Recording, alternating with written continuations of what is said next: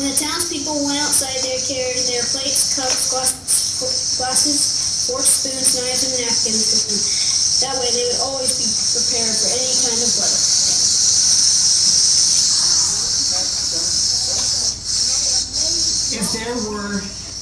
If there were leftovers, and there usually were, the people took them home and put them in the refrigerators in case they got hungry between meals. Is that our turn? Yeah. Okay, go. By the time they woke up in the morning, breakfast was coming down. After a brief shower of orange juice, low clouds of sunny side up eggs swooped in, followed by pieces of toast. Butter and jelly sprinkled down for the toast, and most of the time it rained milk afterwards.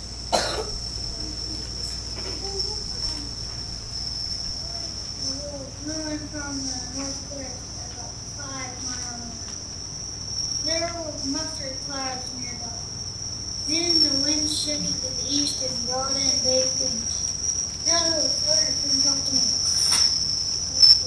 Dinner was night consisted of lamb chops, becoming heavy at times with the occasional ketchup.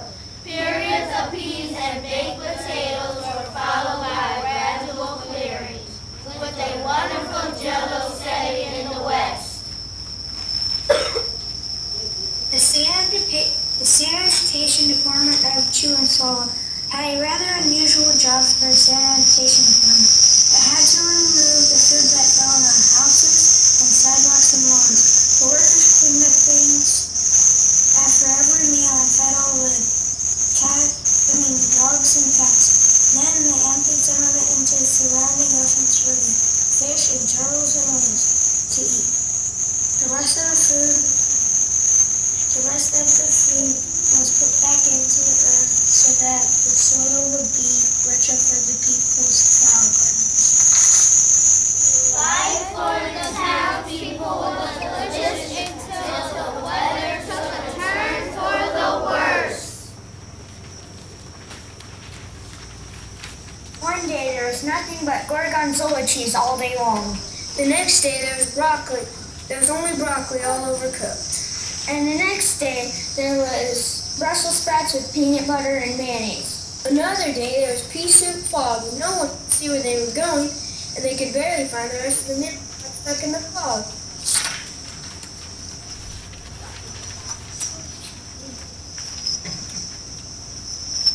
The food was getting larger and larger, and so were the portions. The people were getting frightened. Violent storms blew up frequently. Awful things were happening. One Tuesday there was a hurricane of bread and rolls all day long. Into the night there was soft rolls and hard rolls. Some with seeds and some without. There were white bread and there were white bread. Toast. Most of it was larger than they had ever seen. It was a terrible day. Everyone had to stay indoors. Roofs were damaged and the sanitation department was beside itself.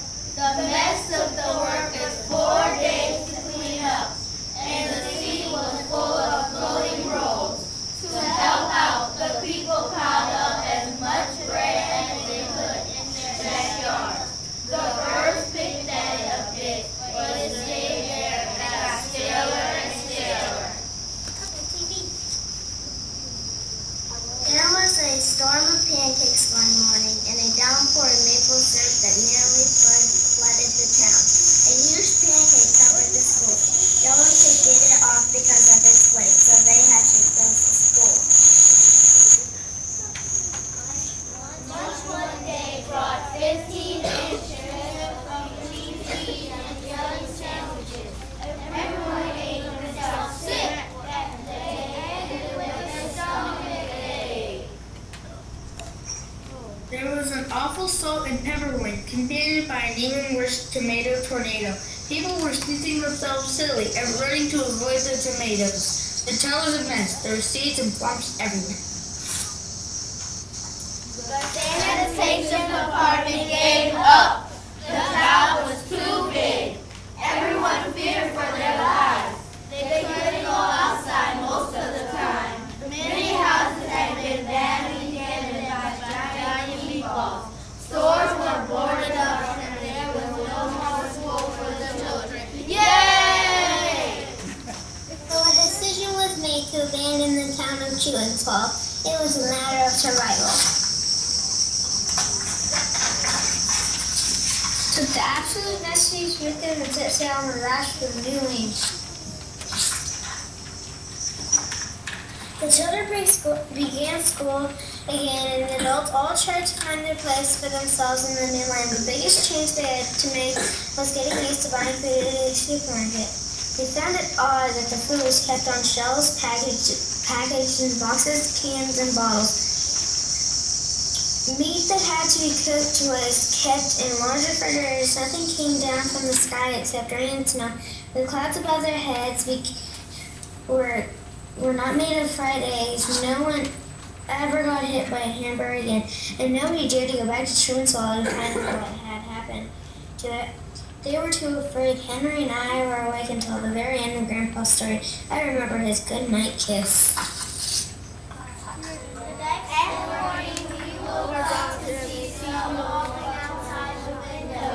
We ran downstairs, grabbed and ate a little fast as usual, so we could go sledding with Grandpa. It's funny, but even as we were sliding down the hill, we thought we saw a giant pat of butter at the top, and we could almost smell the mashed potatoes.